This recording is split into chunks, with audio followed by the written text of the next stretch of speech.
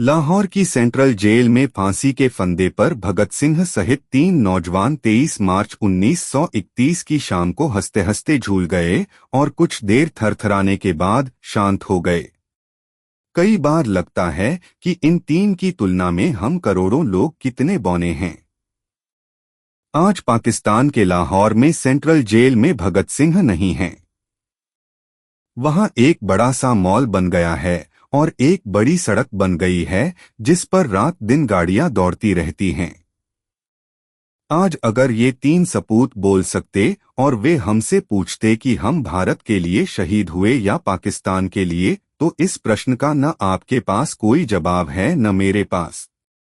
इतिहास लाहौर से चला और करीब 17 साल बाद 30 जनवरी 1948 को दिल्ली के बिड़ला हाउस पहुंच गया।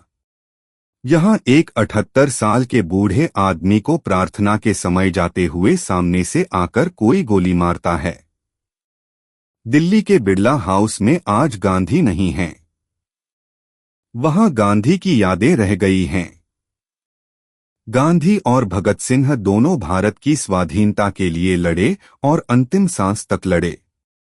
भगत सिंह गांधी के प्रति पूरा सम्मान प्रदर्शित करते हैं। भगत सिंह खुद स्वीकार करते थे कि क्रांति का मतलब बम और पिस्तौल नहीं है और इस तरह की पटाखेबाजी से क्रांतियां बदलाव नहीं आ सकता।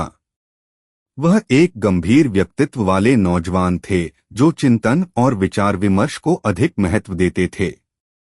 उन्होंने कहा भी कि जब वे महात्मा गांधी के अहिंसक तरीके का विरोध कर रहे हैं तो वे इसका विरोध इसलिए कर रहे हैं कि उनको लगता है कि महात्मा गांधी एक अत्यंत असंभव आदर्श प्रस्तुत कर रहे हैं और भारतीय समाज अभी अहिंसा के लिए तैयार नहीं है।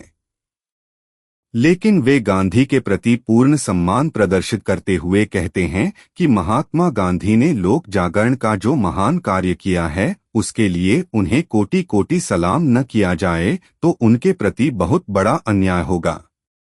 गांधी और भगत सिंह दोनों के ही रास्ते, दोनों के कार्यक्रम, दोनों के संगठन, दोनों के लक्ष्य अलग अलग थे। दोनों ही अपने विचारों से 1 इंच भी सरकने को तैयार नहीं थे। फिर भी एक प्रश्न उठता है कि गांधी की भगत सिंह को बचाने की कोशिश कामयाब क्यों नहीं हुई। गांधी वायसराय से कहते थे कि देखिए, या तो आप भगत सिंह की फांसी को हमेशा के लिए रद्द करें और फांसी रद्द नहीं कर सकते तो फिर मुझे कोई राहत न दें। मैं झेलूंगा जो मुझे झेलना है, लेकिन मैं आपसे कोई घूस लेना नहीं चाहता हूं। अब आप गांधी की सैद्धांतिक दृढ़ता को देखिए। वे कहते हैं कि मुझे बीच का कोई रास्ता नहीं चाहिए। फांसी का मुझ पर एक प्रतिकूल प्रभाव पड़ेगा लेकिन मैं उसको झेलने के लिए तैयार हूं, लेकिन मैं आपसे कोई गुप्त समझौता नहीं करना चाहता। भगत सिंह को बचाने के लिए 23 मार्च 1931 को वायसराय को लिखी उस चिट्ठी में गांधी जी ने जनमत का हवाला देते हुए लिखा कि जनमत चाहे सही हो या गलत, सजा में रियायत चाहता है। जब कोई सिद्धांत दांव पर न हो तो लोकमत का मान रखना हमारा कर्तव्य हो जाता है। मौत की सजा पर यदि आप यह सोचते हैं कि फैसले में थोड़ी सी भी गुंजाइश है तो मैं आपसे यह प्रार्थना करूंगा कि इस सजा को आगे और विचार करने के लिए स्थगित कर दें।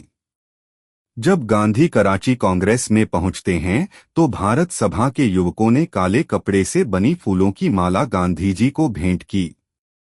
स्वयं गांधी जी ने कहा कि मैं यहां अपना बचाव करने के लिए नहीं बैठा था, इसलिए मैंने आपको विस्तार से यह नहीं बताया कि भगत सिंह और उनके साथियों को बचाने के लिए मैंने क्या क्या किया।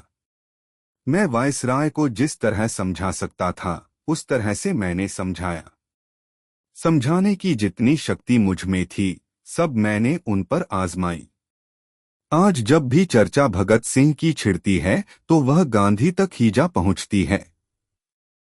लेकिन जब हम दोनों शख्सियतों को देखते हैं तो ऐसी चर्चाएं मात्र 23 साल के भगत सिंह की अद्भुत शहादत का गुमान और एक बूढ़े गांधी द्वारा उसे बचाए न जा सकने की शिकायत एक साथ मौजूद रहती है।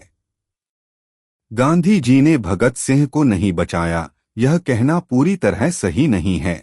उन्होंने बचाने की कोशिशें की, जैसे वायसराय से बात करना, चिट्ठी लिखना, लेकिन वे सफल नहीं हो पाए क्योंकि भगत सिंह की फांसी रोकना गांधी-इरविन समझौते की शर्त नहीं बन सका। गांधी अहिंसक मार्ग पर अडिग थे और ब्रिटिश सरकार ने उनकी बात नहीं मानी, जबकि भगत सिंह खुद भी क्षमादान के पक्षधर नहीं थे और अदालत को मंच बनाना चाहते थे, जिससे ब्रिटिश दबाव के बावजूद फांसी टल नहीं पा। गांधी जी ने बचाने की कोशिशें की, लेकिन भगत सिंह के स्वयं के रुख, ब्रिटिश सरकार के अड़ियल रवैये और गांधी जी के अहिंसक सिद्धांतों के कारण वे सफल नहीं हो पाए।